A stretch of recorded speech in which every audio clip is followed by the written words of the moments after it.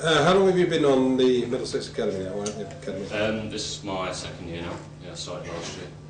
Last January I joined. Obviously you're in a slightly different position to most of the lads, in that they're combining academy life with an education. You're out in the working world. How do you combine the two?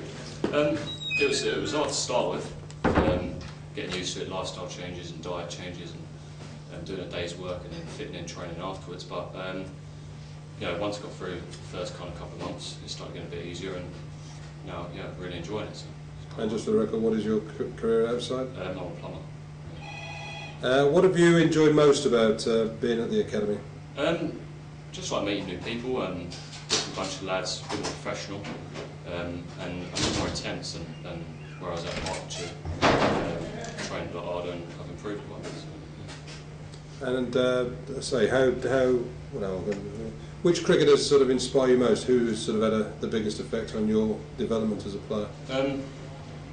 Well, as a starter, you know, you got the greats, your McGraths, and your English bowlers. Freddie Flint is obviously a massive inspiration. You know, wears it on his chest and everything. Just kind of growing around the England team, watched them quite a bit. I didn't watch too much county cricket when it started, but meeting the first team at Middlesex as well, a lot of inspiration from them, and obviously Richard Johnson coming in quite a bit.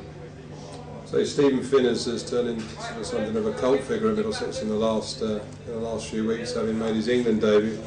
How does it feel to sort of be trying to follow in the footsteps of, our first academy student as such, to make it as a test to an international cricketer? Yeah, obviously it's great for the club and it's a good inspiration. You can see that the academy does produce some good players.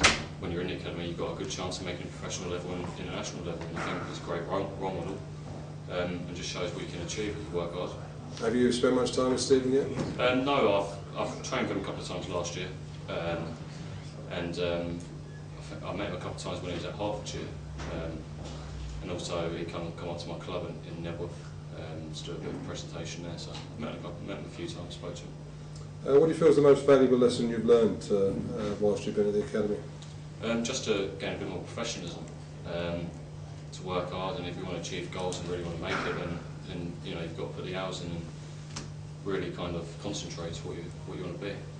What would you say the highlight of your career to date has been? Probably last year against Surrey in a two-day match for the under-17s. I took 6 wickets in an innings. Yeah, that was probably my most memorable achievement so far. Have you played at Lord's yet? I haven't, no.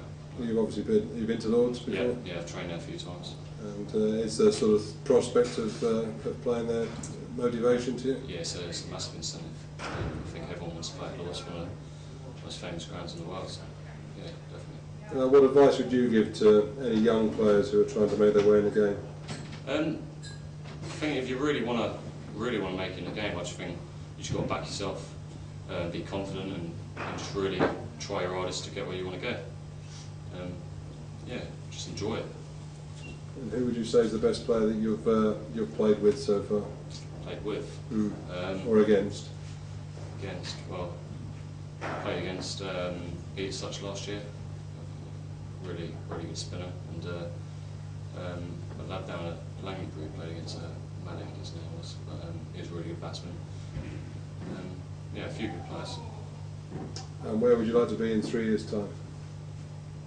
Well, my ideal position would obviously be playing professional cricket, but it's a long way away, and I'll have to work hard to get to that in 3 years. But yeah, that's definitely where I'd most want to be in 3 years' time.